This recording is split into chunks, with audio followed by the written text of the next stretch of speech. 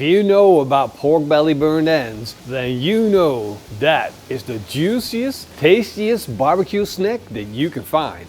But what if we take that tasty snack and deep fry it? Big thanks to Kamado Joe for sponsoring this episode. Yes, I know I now have your attention. Deep fried pork belly burned ends.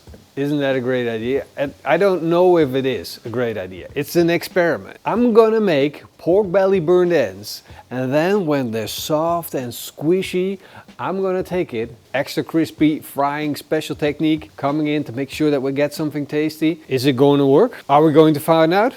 Well, I guess we are. Of course, the start is going to be simple with a beautiful piece of pork belly. This is still semi-frozen. That's going to make it a lot easier to cut it up. And I'm going to go for big chunks by about an inch by an inch. Nice big chunks. Look at that. When you're making pork belly burned ends, there's only one thing really important. Make enough. Otherwise the kids will have eaten it all before you get a chance to taste it. The seasoning is going to be super simple. I'm going to use the PITMASTERX Texas seasoning. It's basically salt, pepper, garlic powder, onion powder. I'm going to season all sides. No sweetness in the beginning. Once they're all seasoned up, I'm going to transfer them to a tray. And that's also going to be the rack that I'm going to transport them on while I'm cooking. It's just going to make things so much easier. And still have plenty of space left over for the smoke to pass through. You don't want any of them touching. This is now ready to go on the barbecue, and I'm going to be smoking them on the Kamado Joe Big Joe.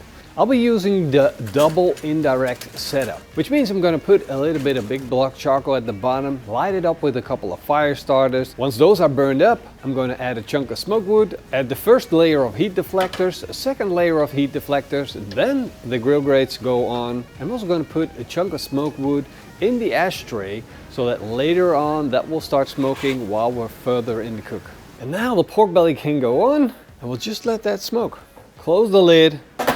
Dial in the temperature, and basically I always begin with one finger open at the bottom and then about 2 fingers open at the top. The smoking temperature should be around 140 degrees Celsius, which is about 280, 290 degrees Fahrenheit. Because pork belly is super forgiving, and if you cook it nice and long, it's going to be very, very tasty. All right, is this going to be the best pork belly burned ends you've ever seen? A couple more hours, we'll know. And of course we're going to need a barbecue sauce to go with our pork belly burned ends. So I got myself a jar ready to go. Then in goes half a cup of ketchup, half a cup of vinegar, a shot of espresso, a shot of your favorite whiskey, a tablespoon of Texas barbecue seasoning, a tablespoon of Worcester sauce, and a quarter cup of sugar. Close the jar, mix it up.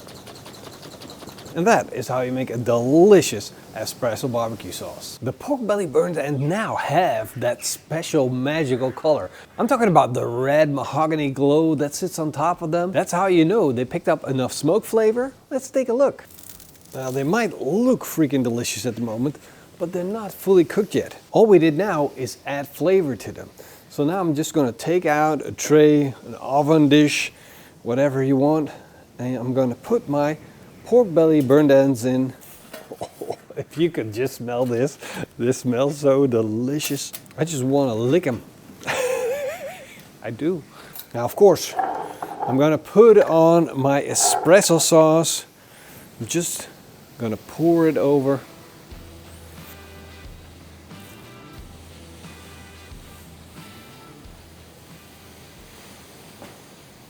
I'm going to seal it off with some aluminum foil. Airtight, and this now goes back on the barbecue to continue to cook. And the key thing is that every now and then you want to check the core temperature of the pork belly, and it should be around 92 degrees Celsius.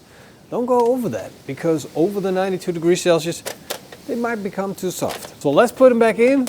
Remember to check regularly. I just measured the core temperature and we hit a 92 degrees Celsius. Time to take them off and let them rest. They'll overshoot probably up to 96 degrees Celsius core temperature, which means I'm just going to give them a little bit of time to relax, sit back, steam in their tray, and then it's time for the next step. And that is where everything changes. While I wait for that, I'm making a breading station. I got flour, I'm gonna put some eggs in here, and of course, I've got some breadcrumbs over there. Now this is going to give me the crispiest crust that I can have on something very juicy and very tender. I think this just might be the best of both worlds. Let's whisk it up. Let's open this up. Let's see what this looks like. Ooh, still a bit hot.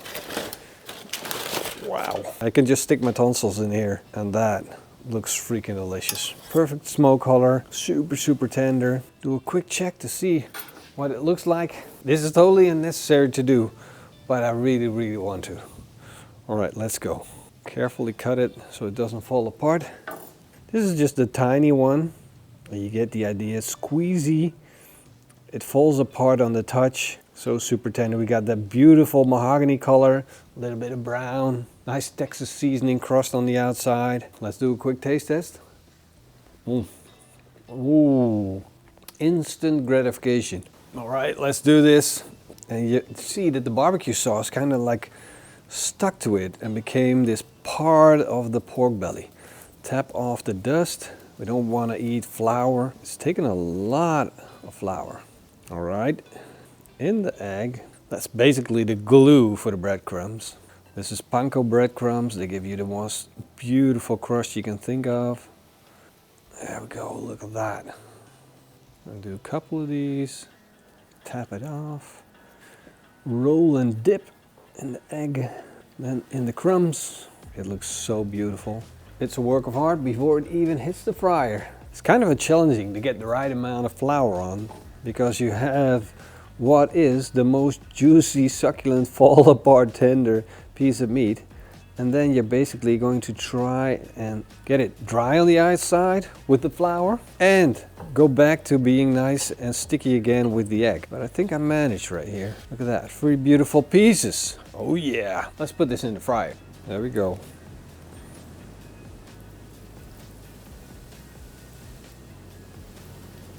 That is starting to look good. I'm getting a nice brown color on the pork belly burned end, and I'm really happy that the crust on the outside still sticks to the pork belly. And because the burned end is already fully cooked, I don't need to go all the way to dark brown. I can just stop on that beautiful light golden brown color because my crust will be done. Let's do another one.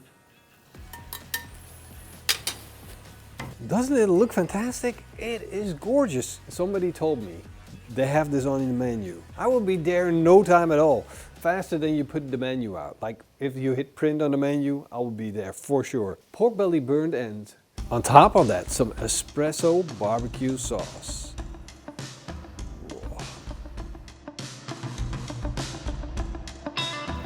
Whoa. It's like pushing through hot butter. I don't want to destroy it, but it's almost too soft. Whoa. Will you take a look at that? That is just madness. I can just shred this. This is literally pulled pork inside a crust of crunchiness.